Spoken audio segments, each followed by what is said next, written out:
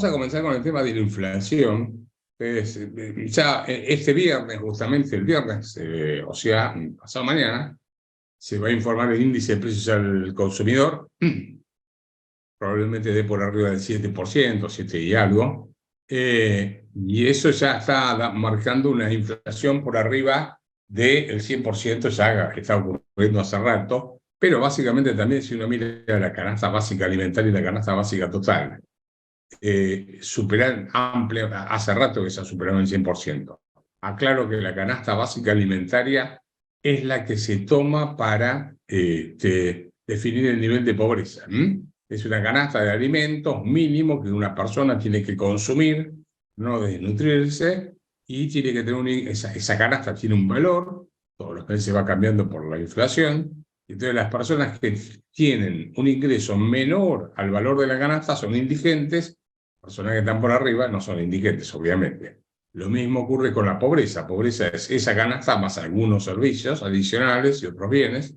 Es como un índice de precios al consumidor más chico y tiene un valor. Todos los meses se valoriza esa canasta de acuerdo a lo que se tiene que consumir.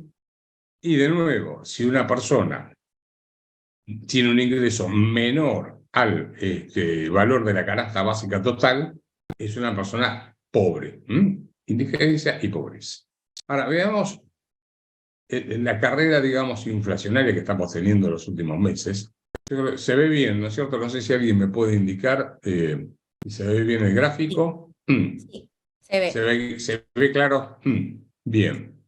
Ustedes lo que tienen acá es la evolución de la tasa de inflación desde el 2002, enero del 2002, cuando se abandonó la convertibilidad, pero lo que marca cada punto es la tasa anual. O sea, por ejemplo, esto es enero, acá tenemos enero contra enero del 2000, de enero del 2002 contra enero del 2001.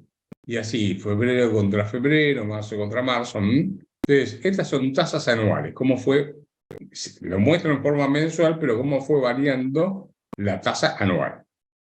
Acá lo que vemos es que se fueron dando picos inflacionarios después de la salida de la convertibilidad, bajaba, volvía a otro pico, y así, pero los picos fueron en tendencia creciente, iban aumentando, o sea, el pico iba creciendo.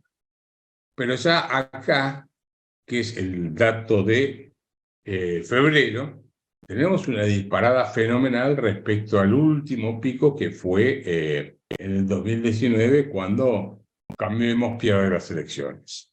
Entonces, este salto tan violento hace recordar obviamente a cómo se van produciendo los procesos inflacionarios, hiperinflacionarios. Primero voy a hacer una aclaración.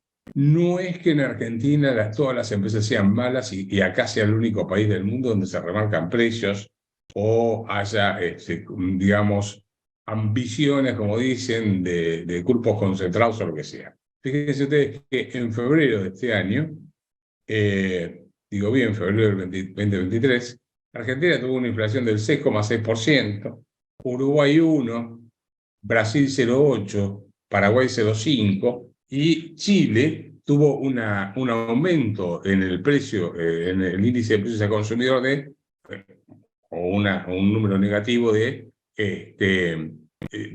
voy a poner el cronómetro para no olvidarme del tiempo que llevo, perdón un segundo, así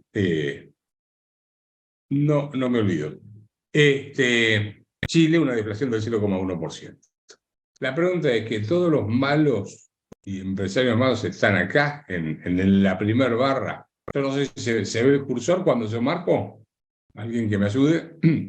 Sí, se ve. 6,6. Se ve, ¿no?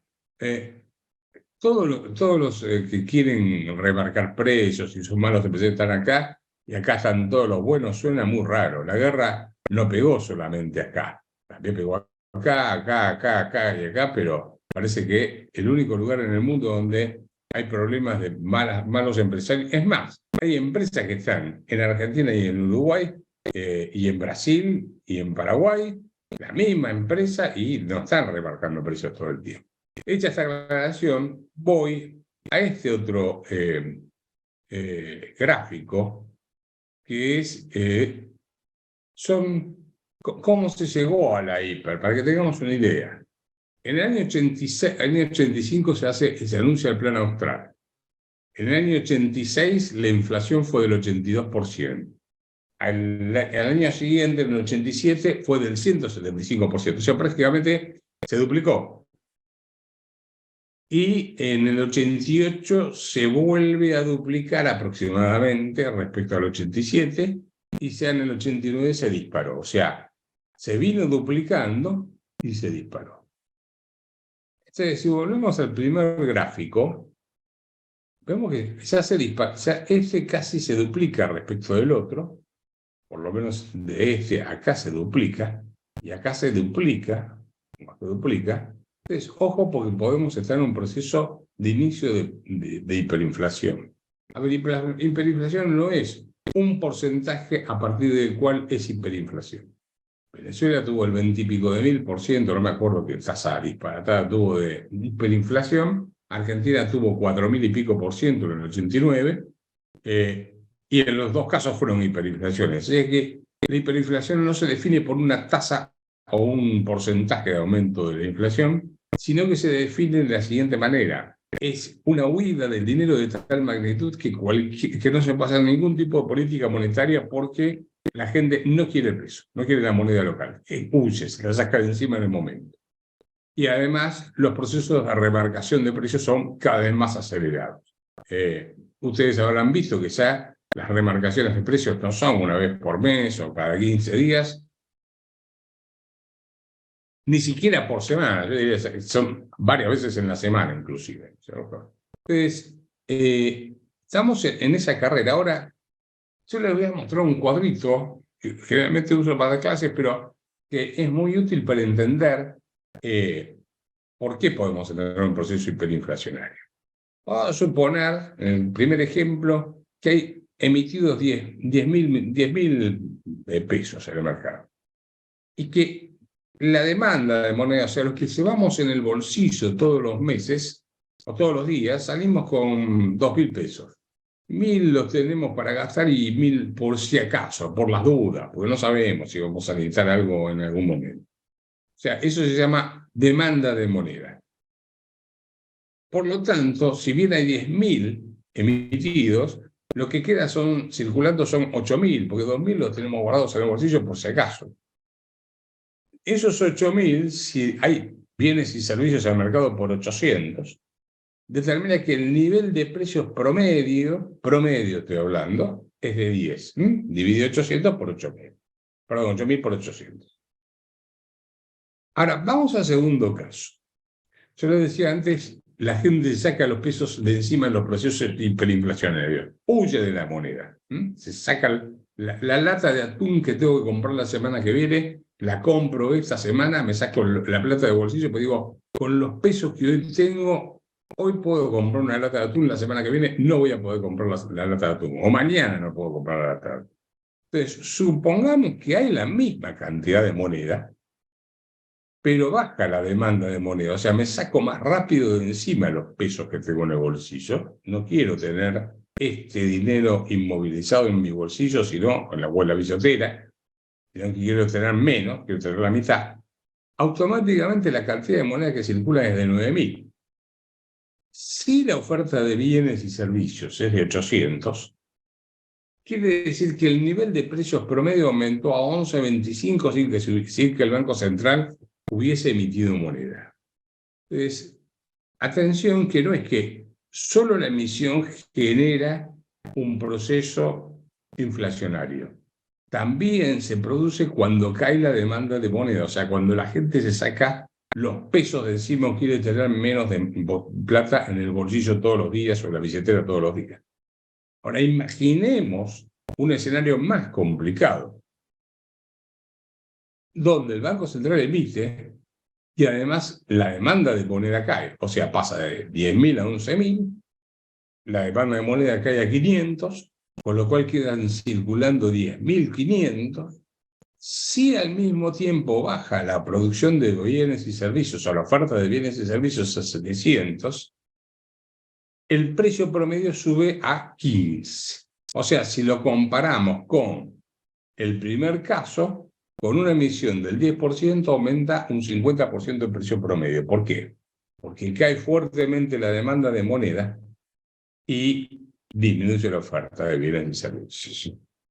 Yo no sé si hasta acá se entiende alguna señal por ahí, si me pueden dar, pues no veo, no tengo retorno de imagen ni de nada, pero si esto se entiende, lo que está pasando en la economía argentina es exactamente de manual.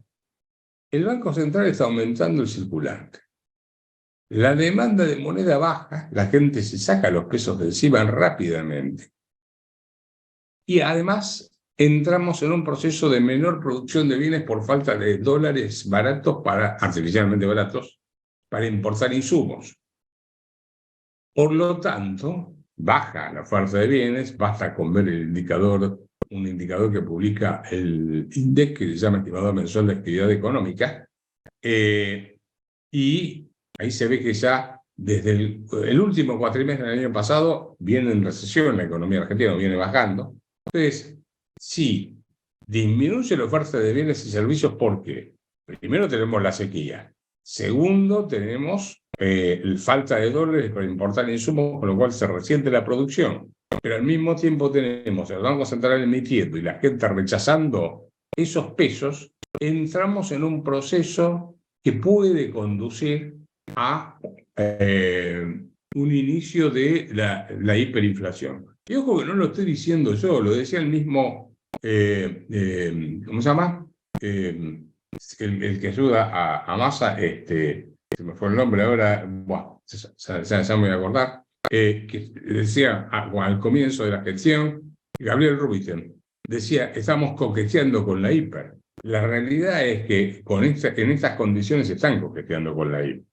Entonces, ojo, porque en la medida en que el Tesoro siga teniendo déficit fiscal, además emita con este plan Soja 1, Soja 2, Soja 3, esto va a crecer, el stock de moneda va a crecer, la demanda de moneda cada vez es menor, la gente no quiere tener pesos en el bolsillo porque le quema, y la oferta de bienes y servicios está bajando. Atenti que estamos en un proceso, no sabemos si va a ser o no va a ser, si vamos a seguir o no en este proceso, pero de continuar algunos meses más podemos desembocar en un proceso hiperinflacionario.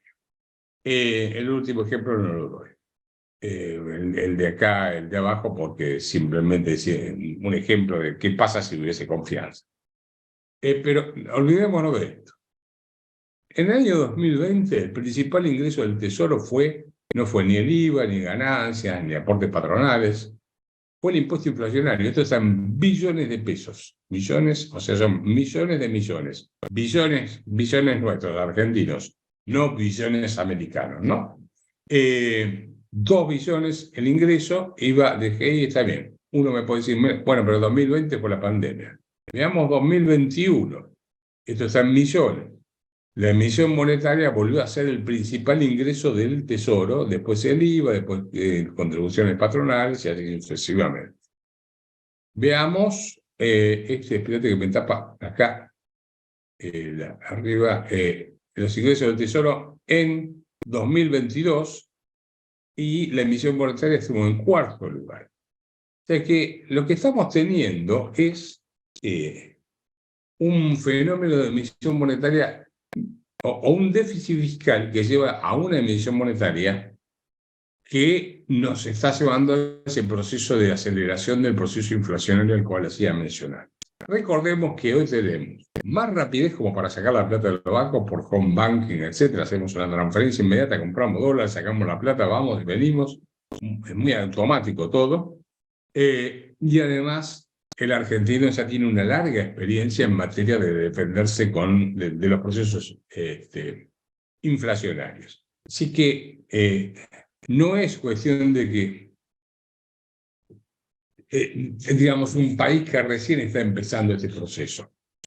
Uno podría decir que en la Argentina, el argentino en general conoce cómo defenderse de la inflación, y más que hay una generación ya de más de 20 años, o de 20 años por lo menos, como mínimo, que vivió en procesos inflacionarios. No conoce lo que es la estabilidad. Los chicos que hoy tienen 22 años nacieron en el 2002, cuando ya dejó de haber estabilidad de precios. O sea, la convertibilidad, guste o no entró en ese debate, en esa época no había inflación. A partir de ahí hubo inflación, entonces hay toda una generación que vivió en inflación y ya sabe más o menos cómo defenderse. Bien, si seguimos avanzando, bueno, entonces los números fiscales que tenemos hasta febrero, porque los números de marzo recién los van a publicar alrededor del 20 y pico de este mes. Lo que tenemos acá, lo que hay que mirar es el resultado primario. Y uno se fija, febrero de este año contra febrero del año pasado, el déficit primario, antes de considerar los intereses de la deuda, aumentó un 186%. ¿Por qué? Porque los gastos primarios subieron más que los ingresos totales, sobre todo porque los tributarios están creciendo menos por el menor nivel de actividad económica, obviamente, ¿no? O sea que los dos crecen, tanto los gastos primarios como los ingresos totales, por debajo de la tasa de inflación. El problema es que los gastos primarios crecen más que los ingresos totales. Y bueno, ahí hay distintos rubros donde uno puede ver dónde se está gastando o dónde gasta más el Estado, etc. Si uno mira el acumulado del primer bimestre, el aumento del déficit primario es del 245%. O sea que lejos estamos de poder hablar de tendencia al equilibrio fiscal. Está aumentando el déficit fiscal. Por eso ahora Massa está desesperado buscando cómo financiar este agujero fiscal y refinanciar los vencimientos de deuda que está teniendo, en acuerdo con los fondos comunes de inversión y demás. Día pasado tengo entendido que tuve una reunión en la cual les dijo, bueno, necesito que me presten plata, digan qué tipo de bono quieren que yo se lo doy, pero no puedo cubrir los números fiscales, ya no tienen forma de cerrar estos números, ¿no es cierto? Entonces, acá el origen está en el nivel de déficit fiscal, que además tiene que ver con el nivel de gasto público. Ahora, acá viene otro problema adicional, porque la emisión monetaria que se genera para financiar este déficit fiscal, por más que después se coloque en bonos, etcétera, y siempre hay trampas para seguir emitiendo. Fíjense ustedes que acá tenemos lo que se llama el stock del ELIX, y acá este es otro de los problemas que no es menor. Lo que ustedes ven acá es el stock de letras del Banco Central desde noviembre del 2019, que fue el último mes de Cambiemos, hasta marzo de este año. Cada número es promedio mensual. El promedio mensual de noviembre, de diciembre y así sucesivamente. ¿Esto qué es? Primero, esta es una deuda que tiene el Banco Central con los bancos. Y los bancos le compran esa deuda, esas LELIQ y esos pases al Banco Central con los depósitos de la gente. Entonces, fíjense ustedes, están en 1 millón de millones, y ahora está casi en 12 billones. Estos 12 billones son, al tipo de cambio blue, más o menos unos 30.000 millones de dólares, para que tengamos una idea de lo que estamos hablando. Bueno, esta deuda es impagable para el Tesoro, para el Banco Central, perdón. Porque los bancos centrales, por definición, no deberían emitir su propia deuda. Porque un banco central no es un banco comercial que vende créditos prendarios o vende tarjetas de créditos o cobra comisiones por operaciones o ese tipo de cosas. El único ingreso que tienen los bancos centrales es lo que les da de renta las reservas que tienen colocadas. Y el Banco Central no tiene reservas prácticamente. Entonces, no tiene no tiene ni flujo de ingresos para pagar los intereses, ni tiene stock de capital como para pagarlo, porque no tiene reservas, y después el activo tiene un montón de bonos del Tesoro que no valen nada.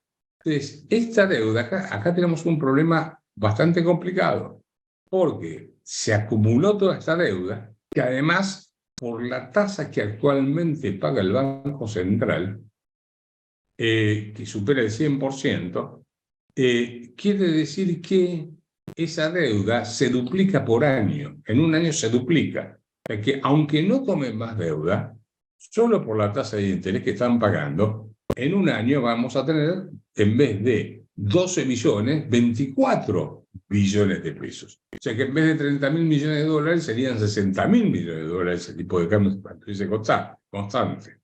Así que, junto con el problema fiscal, tenemos el problema del Banco Central con su pérdida, que si ustedes miran este gráfico, les va a dar una idea del drama que tienen.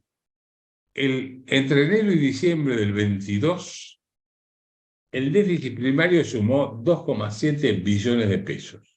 Pero lo que hubo que pagar de intereses por esta deuda del ELIX fueron de 3,4 billones. O sea que la pérdida del Banco Central en el 2022 superó a el déficit primario del Tesoro y no es tan lejos del déficit financiero donde se incluyen los intereses de la deuda. En otros términos, acá tenemos una combinación o una dinámica bastante parecida a lo que fue en su momento el Plan Primavera.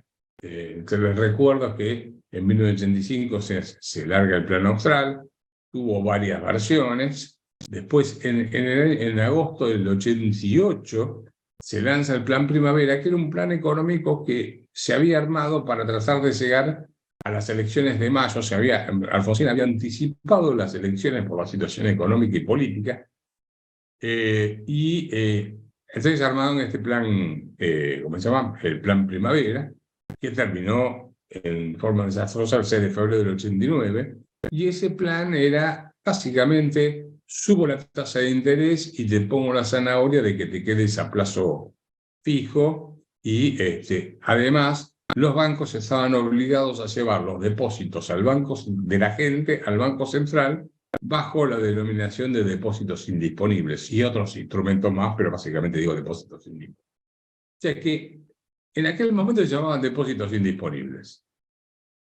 Con Macri se llamaban LEVAX y ahora se llaman LELIX. Pero en esencia es lo mismo: es tomar los depósitos de la gente y dárselos al Banco Central para que retire parte de la emisión monetaria y tenga un menor impacto inflacionario. Y como esa deuda que toma el Banco Central no se puede pagar, esto puede terminar o en un plan Bonex o puede terminar en una emisión monetaria que genere un proceso más agudo de inflación todavía. Así que yo lo que hago es simplemente mostrar los datos y marcar la tendencia que puede llegar a ocurrir con todas estas dos variables. Bueno, esto es un dato que no, digamos, cuánto representa el stock del ELIX sobre la base monetaria, pero se los paso. El cálculo que hice acá es al 15 de marzo, vengo medio atrasado en la actualización de esto, pero no está variando mucho. ¿Cuáles son las reservas que tiene el Banco Central? Las reservas netas, incluyendo oro, etcétera, son 1.276 millones de dólares, o eran al 15 de marzo. No variaron demasiado en el último mes. Y las líquidas, porque el oro no es tan líquido, o los DEX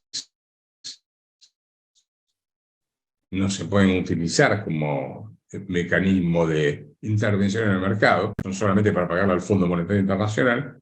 Las reservas líquidas son negativas en 5.140 millones de dólares. ¿Esto qué quiere decir? Que el Banco Central no tiene dólares propios para poder intervenir en el mercado. Además, ni siquiera tiene dólares para darle a los importadores o a las empresas que tienen que importar insumos y poder pagar, importar los insumos necesarios para producir. Pasan ustedes a comprar un auto 0 kilómetros y seguramente le van a decir que tiene que dejar una seña y esperar 6 meses o 7 meses u 8 meses para poder recibir el auto, y cuando llegue el momento pagará el valor del auto a la cotización que tenga ese, o al listado de precios que tenga en ese momento. O sea, la incertidumbre absoluta. Entonces, es un Banco Central sin reservas, con una deuda muy grande y con moneda que la gente no quiere. Entonces tenemos, por un lado, una combinación de déficit fiscal con emisión monetaria, que la gente no quiere, en un proceso agudo de inflación que puede transformarse en hiper, y un Banco Central sin reservas. Este es los intereses que se fueron pagando, déjenme ver para correr esto, del stock del LELIQ en millones de pesos. Fíjense ustedes cómo fue creciendo esa deuda, cómo fue creciendo la pérdida del Banco Central por la deuda que está tomando. En el 2019 pagó casi 700.000 millones de pesos de intereses. En 2020, más o menos el mismo número, porque tuvo la pandemia. En el 21 se fue al diablo con el plan Platita. En el 22 ya se disparó por completo. Y acá en los primeros días de marzo, hasta los primeros días de marzo está el cálculo hecho. Me falta completarlo, poner el dato completo del 20 de marzo. Fíjense ustedes que ya supera el año 21. O sea que los intereses están corriendo con una velocidad fenomenal porque el stock de deuda es cada vez mayor, pero además la tasa de interés que paga el Banco Central es cada vez mayor, así que se dispara, es casi descontrolado ya el nivel de rapidez con que sube el problema del Banco Central. Tenemos otros problemas adicionales, ¿no? Primero, el tema de los atrasos en las tarifas de los servicios públicos, creo que ahora viene un aumento, vamos a ver si lo hacen. Tarifas de luz, gas, agua, etcétera, colectivos. Más atraso en el tipo de cambio. El tipo de cambio viene subiendo por debajo de la tasa de inflación. Y acá lo que yo hice fue estoy mostrando la brecha cambiaria desde enero del 71, mes a mes. Estos son promedios mensuales también de brecha cambiaria. Desde enero del 71 hasta marzo de este año. Son más de 50 años, ¿no es cierto? 60 años, 70, qué sé yo. Tenemos una buena serie histórica para ver qué pasó con las brechas cambiarias. Este punto más alto es el del Rodrigazo. Este otro es el de post-Malvinas, que ahí hubo un conflicto. Después de perder la guerra de Malvinas, la Armada y la Fuerza Aérea se fueron del ejército del gobierno y hubo un conflicto económico, ahí, etc. La hiperinflación, y acá estamos rondando estos niveles que por momentos supera el nivel de hiperinflación. Bueno, después tenemos acá también 2013-2014, cuando se pone el cepo cambiario. Fíjense ustedes que, en primer lugar, hoy tenemos uno de los cepos cambiarios más altos de toda la serie histórica. A ver, serían 30 más 20, son 50 años, ¿no es cierto? Digo bien, ¿cómo se llama? De serie histórica mensual. Y lo que sabemos es que en esta, primero, estamos en uno de los puntos más altos de brecha cambiaria de toda la serie histórica que tengo acá, que son muchos años, medio siglo. Pero el dato relevante es que cada vez que desapareció la brecha cambiaria, no fue porque bajó el blue y se puso al nivel del oficial, sino que el oficial alcanzó al blue. Esto quiere decir que en algún momento se van a tener que acomodar los precios relativos y vamos, entonces ahí sí, a una combinación de dos problemas que se van a presentar en el futuro para el próximo gobierno. Vamos a tener dos tormentas. Una, algo parecido a la inflación cero de Helbar, ministro de Economía de Cámpora y después de Perón en el año 73, que hace la inflación cero, donde controla precios, atrasa las tarifas de los servicios públicos, el tipo de cambio, pero tiene déficit fiscal y sigue emitiendo moneda. Eso lleva a que a mediados del 75 asuma, cuando muere Perón, se va también José Helbar, y esa inflación cero artificial había que corregirla en algún momento. Eso es cuando aparece Celestino Rodrigo a mediados del 75, hace la corrección de precios, lo que llaman precios relativos, o sea, recompone las tarifas de los servicios públicos de 160%, combustibles, este tipo de cambio, etcétera, y se produjo lo que se conoció como el Rodrigazo, que es que generó una convulsión política de tal magnitud que en ese momento, ni siquiera con estos niveles de pobreza, ni de indigencia, ni nada por el estilo, llevó a que la CGT le hiciera por primera vez en la historia un paro general a un gobierno peronista como el de Isabel Perón. Que no digo que sea exactamente lo mismo, porque en los contextos políticos eran algo diferente, teníamos el tema de la guerrilla, la AAA, bueno, los tiros, las bombas, etc. Hoy eso lo está, gracias a Dios, pero sí había una presidente que era débil, que era María Estela Martínez de Perón, y hoy tenemos un presidente débil políticamente que es Alberto Fernández. O sea, esa es la similitud. Y la otra similitud económica es que están las tarifas y los precios relativos están distorsionados como en aquel momento. Así que podemos terminar una situación de ese tipo. Y además de eso, tenemos algo, o sea, por un lado podemos embocar en un rodrigazo dependiendo de cómo se hagan las cosas. Y por otro lado podemos caer en una hiper por lo que estaba comentando antes de la deuda del Banco Central, el déficit fiscal, la emisión de moneda y la falta de demanda de moneda o la huida de la moneda de la gente del peso. Entonces, yo veo cómo los candidatos de oposición y del oficialismo y de todos lados se matan por ser presidente de la nación. Y me pregunto si son conscientes de lo que los espera cuando se haya que corregir todo esto. Pues se puede corregir, pero no va a ser una tarea nada sencilla, ¿no es cierto? Yo diría que, bueno, en términos de exportaciones argentinas, cuando uno mira el volumen, estos son, acá lo que están viendo es el volumen de exportaciones. A ver si puedo correr un poco esto, que me tapa, y no quiero hacer macanas. A ver. Este es el índice de cantidades exportadas. O sea, lo que tomo es el volumen de exportaciones, pero no medida en dólares, sino en volumen, en cantidades. Fíjense ustedes que está estancada prácticamente desde el 2005 para acá, a pesar de haber tenido el viento de cola, el volumen de exportaciones de Argentina está estancado.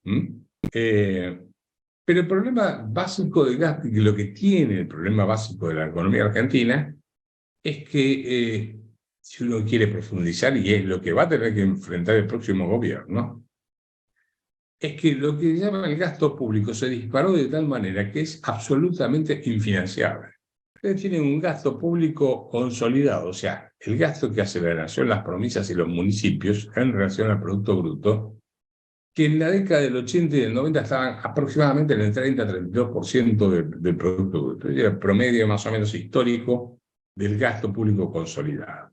Les recuerdo que ese 30-32% ni siquiera fue financiado en la década del 80, porque ese nivel de gasto público tampoco se pudo financiar, porque en la década del 80 tuvimos inflación, mega inflación, hiperinflación, confiscación de los depósitos con el plan Borex y me estoy olvidando de alguna otra cosa más que se hizo con default. Así que aún en aquel momento ese nivel de gasto por nivel y por calidad era bajísimo. Después baja un poco después de la salida de la convertida, porque se dejan de pagar los intereses de la deuda, porque se coloca, bueno, obviamente se licúa el gasto público en el año 2002 con una llamarada inflacionaria, entonces ajustan las jubilaciones y los sueldos de los empleados públicos por debajo de la tasa de inflación. Y después de bajar ya se empieza a disparar. Fíjense ustedes que lo que tenemos ahora, yo lo tengo hasta el 2020 acá, hasta el 2021, está dando 47% también, 48% por ahí anda. Así que tenemos más o menos 17 puntos más de déficit de gasto público consolidado, porque en realidad lo que hay que ver, de nuestro bolsillo sale la plata para pagar el gasto de la nación, las provincias y los municipios, así que tomar el consolidado. Y este gasto era consistente o relativamente consistente con el auge de los precios de las commodities. Eso ya no está. Entonces, acá el problema es que nos fuimos a un nivel de gasto público con un nivel de ingreso que ya no nos permite financiar este nivel de gasto. Sí, tenemos, el problema de la economía argentina es un nivel de gasto público altísimo junto con una bajísima calidad del gasto público, porque la seguridad es mínima, la justicia funciona más o menos, no tenemos defensa, y el gasto público, yo no sé si lo tengo acá, el gasto público social consolidado, o sea, lo que se llama destinar plata para planes sociales, jubilaciones, educación, vivienda, etcétera. Fíjense ustedes que en el 83, cuando empieza la democracia de vuelta, estaba en 11 puntos de Producto Bruto, ahora está en 30, bueno, ahora en el 17, que es el último dato que publica ¿cómo se llama? El Ministerio de Economía, bueno, cambia demasiado, está en el 31%, hoy debe estar más todavía, o sea que se multiplicó prácticamente por 3, cada vez dedicamos más plata a lo que se llama gasto público social y cada vez tenemos más pobreza, más indigencia, más desocupados, más gente que está jubilados en la miseria, etc. O sea que tenemos un Estado que gasta mucho en lo que se llama gasto social y es un gasto social que es altamente improductivo y yo diría que es parte del negocio de la política. Voy a mostrar solamente un ejemplo. Hay toneladas de ejemplos en las 4.800 páginas que tiene el presupuesto. Uno de los gastos sociales que hay son las pensiones por invalidez laboral. ¿Qué son estas pensiones por invalidez laboral? El 76% del cuerpo no me permite trabajar y además soy indigente. Entonces la ley dice, bueno, si usted cumple esos dos requisitos, tiene derecho a una pensión por invalidez laborativa o laboral. En el año 99 había 72.000 beneficiarios por pensiones de invalidez laboral. En el año 2023, de acuerdo al presupuesto, va a haber 1.113.000 beneficiarios de pensiones por invalidez laboral. O sea, 1.000.000 más o algo más de 1.000.000 más de inválidos laborales sin que haya habido una guerra, un tsunami o un terremoto, es un disparate. Esto cuesta miles, cientos de millones de pesos. Es una parte del gasto público que estoy tomando solo un ejemplo. Les puedo asegurar que si uno busca más de estos ejemplos se va a encontrar de todo. Entonces, acá el gasto público social se ha transformado en un negocio de la política para poder verlo. Bueno, a ver, voy a ir acelerando con los gráficos. Y acá tenemos, por ejemplo, fíjense ustedes, acá tenemos hasta el año, la serie larva en la Oficina de Presupuesto del Congreso de la Nación. Estos son los beneficiarios que todos los meses pasan por la ventanilla del Estado a buscar algún cheque. Entonces, entre jubilaciones, pensiones y ayudas sociales. Fíjense ustedes que en el año 2008 había 12,7 millones de personas que recibían algún cheque del Estado. Acá no están incluidos los empleados públicos, atención. Viene creciendo, no tomemos el 2020, pues estaban los IFE, el ATP, etcétera, pero en el 21 había 24,4 millones de personas que pasaban por la ventanilla del Estado a buscar un cheque. Si uno mira lo que son las ayudas sociales, pasaron de 6,7 millones, de 7 a 16, o sea, se más que duplicaron los planes sociales, lo que se llamaban ayudas sociales, planes sociales. O sea que acá, bueno, obviamente también creció mucho el tema de las jubilaciones y las pensiones, de 3,8 millones de beneficiarios pasamos a 5, ahora ya vamos a llegar a 8 prácticamente, porque cuando se incorpore el resto, acá falta incorporar, en realidad ya estamos en 8, porque están las jubilaciones y las pensiones. Ahí si uno suma jubilaciones y pensiones estamos en 8. Pero esto va a haber que agregarle otros 800.000 más que que salen ahora con esta ley de moratoria que se lanzó. Así que el sistema está estallado porque hay 1,1 trabajador por cada, en actividad por cada jubilado. Y tiene que haber 4 por... en síntesis, a ver, veamos. Acá tenemos un problema de gasto público Y el gasto público se financia con impuestos, con crédito interno, con crédito externo, con emisión monetaria o consumiendo stock de capital. Impuestos, sí, pueden inventar más impuestos, pero la realidad es que ya el sector privado está agonizando y no puede pagar más impuestos. Argentina es el segundo país más caro para una empresa si quiere en materia impositiva. Es un trabajo que publica todos los años el Banco Mundial, que se llama Doing Business. Primero está la isla de Comoras, ahí enfrente de África, y después nosotros. Por cada $100 que gana una empresa, el Estado se lleva $106 de impuestos. O sea, se lleva toda la ganancia más parte del stock de capital. Así que mucho margen para aumentar la carga impositiva no hay.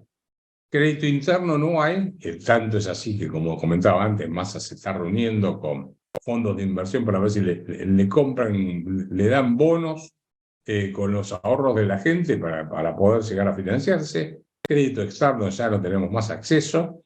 A lo sumo lo que podemos lograr es que el fondo nos renueve los vencimientos, nos dé la plata que tenemos que darle a ellos para pagarles. La emisión monetaria puede seguir y estallamos en hiperinflación. Y consumo de capitales, bueno, no repongo lo que tengo, la ruta está rota, la dejo rota, se me cae el sistema energético, que se caiga, los trenes no frenan, no importa, etc. O sea, olvidémonos del consumo de stock de capital. De los 4 mecanismos básicos que hay para financiar el gasto, impuestos, crédito interno, crédito externo y emisión monetaria, o sea, no hay más margen para financiar ese gasto público, y ese es el dilema en el cual está metido Massa, que claro, cuando Massa se metió, no esperó que iba a tener una sequía de ese nivel, y recordemos que este año vamos a faltar más o menos unos $15.000 millones de exportaciones por la sequía que hay. Así que dólares van a faltar, no va a haber dólares para importar insumos, así que ahí va a haber un problema básico, que es o pongo un cepo más grande y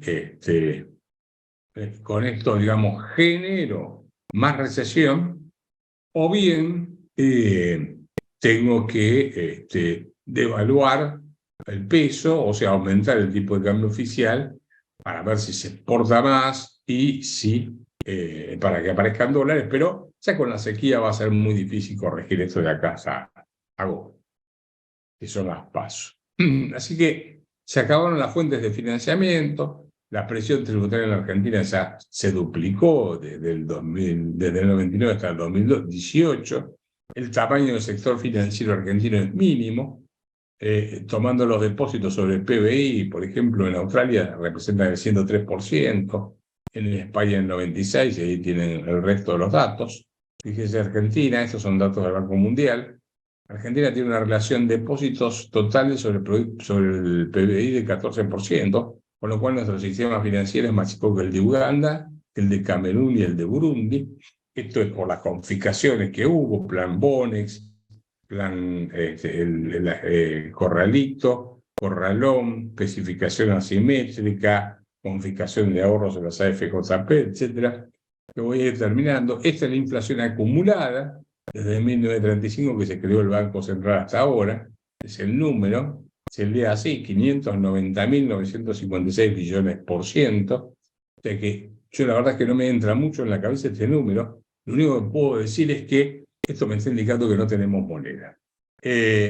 Bueno, yo estoy llegando ya a los 40 minutos, que era más o menos lo que teníamos pautado. No quiero extenderme mucho más y darles a ustedes, si a ustedes les parece, lugar a Vanessa, no sé si te parece bien. Vamos a las preguntas, si es que tienen. Sí. Puedo seguir hablando si ustedes quieren, ¿no? Pero yo, para no torturarlos más. Sí, Roberto, acá tenemos un par de preguntas que te voy a ir leyendo, así se las puedes ir contestando al público que la fue dejando en el Q&A. La primera pregunta que te hacen es, ¿qué necesita un país para declararse en quiebra? Los países en general no quiebran. Lo que entran es en default y en niveles cada vez más grandes de pobreza y de indigencia. Pero no hay quiebra de países donde se liquida el país, ¿no es cierto? Como una empresa donde se venden los activos y se cierra. Así que yo no definiría, no sé si tiene otra palabra para reemplazar por quiebra, ¿no? El que hace la pregunta. Ok, bueno, te dejo otra. Si nos podrías explicar cómo sería la dinámica de hiperinflación con cepo.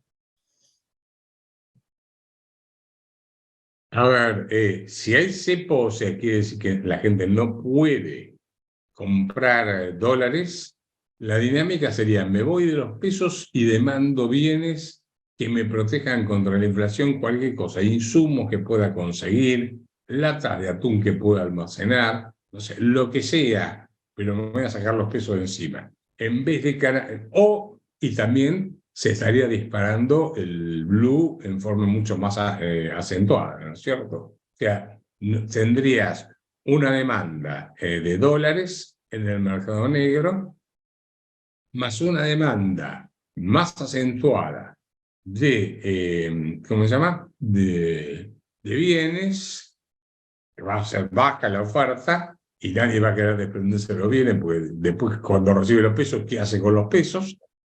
Entonces, la dinámica sería un fenomenal salto cambiario en el blue más una aceleración fenomenal de la inflación.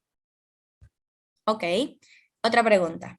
Según tu criterio, ¿cuál sería otra opción posible para el ajuste de esta situación?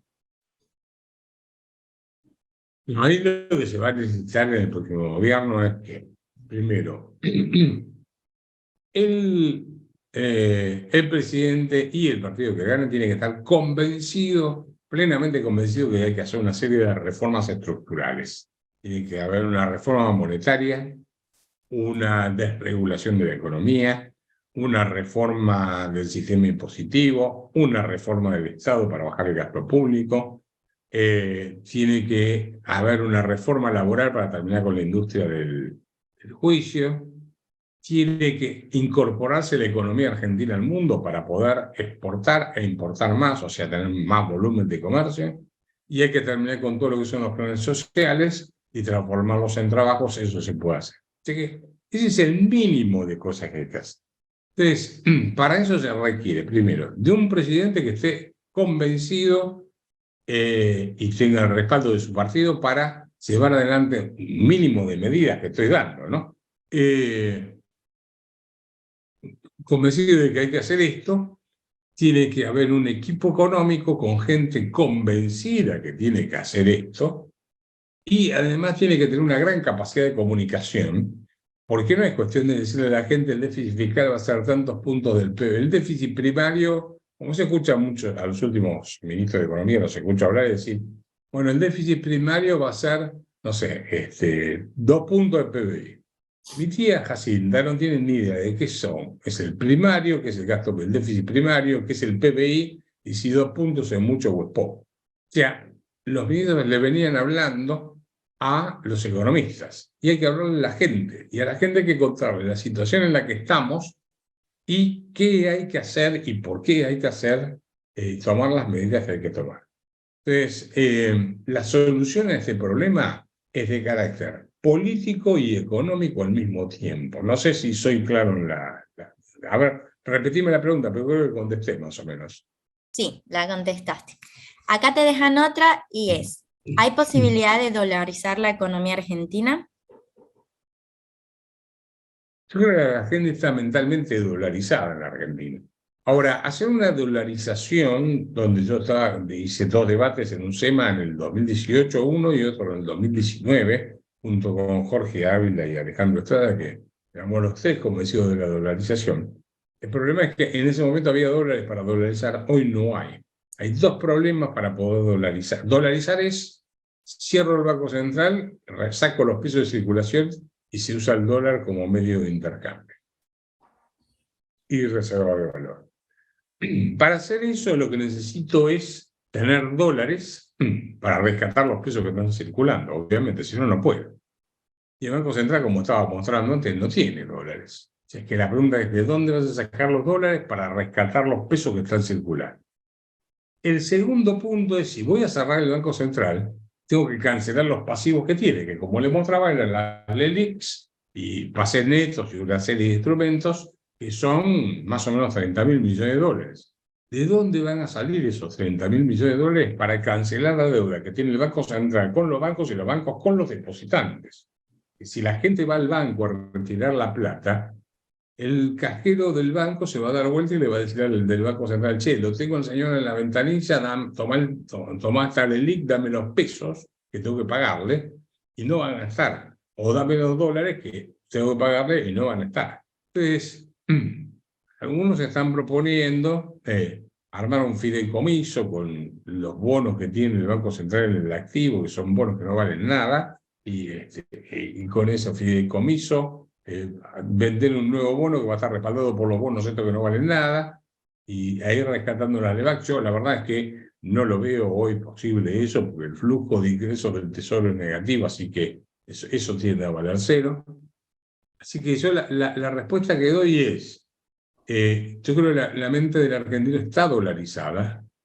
Tal vez vaya a una dolarización en Argentina en algún momento, pero hoy no veo cómo hacerlo técnicamente. No es una cuestión de me gusta o no me gusta. Digo, a ver, lo voy a poner de esta forma. ¿A alguno de ustedes le gustaría irse 2 años de viaje a Europa, estar en los mejores hoteles, comer en los mejores restaurantes y pasar las bombas? Ahora, ¿tienen ganas? Sí.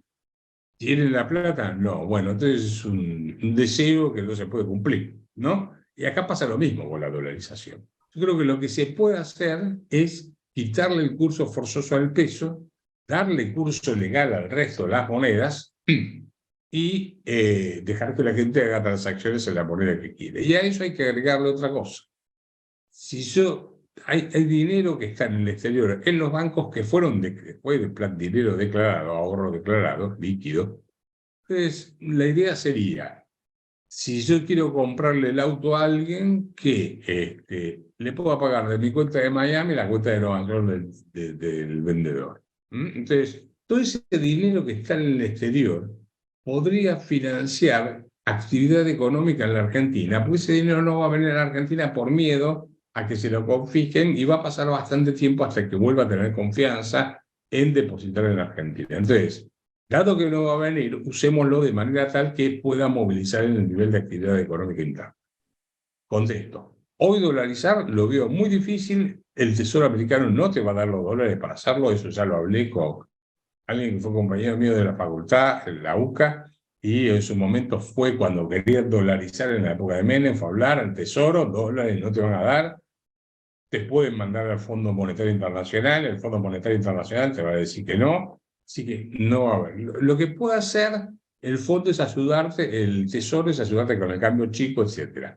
Aclaro, cuando Ecuador dolarizó, lo hizo porque tenía, primero, los dólares para rescatar todo el circulante, y además de eso no tenía, el Banco Central de Ecuador no tenía la deuda, el del LIC, y pases y toda esa historia que tenemos nosotros. Entonces, no tuvieron que ir al Tesoro, lo hicieron en un momento dado, en el año 2000, con Maguad como presidente, si yo mal no recuerdo, y tanto es así que ellos, pues, tuve la oportunidad de hacer un Zoom de muy pocos economistas, éramos 4, con el secretario de Finanzas en ese momento, el ministro de Finanzas de Ecuador, que fue el que dolarizó, y me dijo que ellos en ese momento dolarizaron al tipo de cambio blue, decidieron al tipo de cambio al cual iban a dolarizar, que era el blue, y el Banco Central tenía tal nivel de reserva que rescataron todo el circulante y le sobró algunos dólares. Así que son situaciones totalmente distintas. No sé si me explico, ¿no? Ok, sí, se entendió.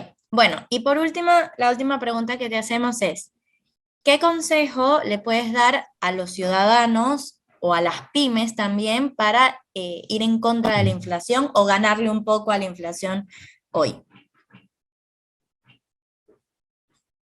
¿Qué consejo le puedo dar bueno, a ver, es muy difícil porque cada pyme es un mundo distinto, ¿no?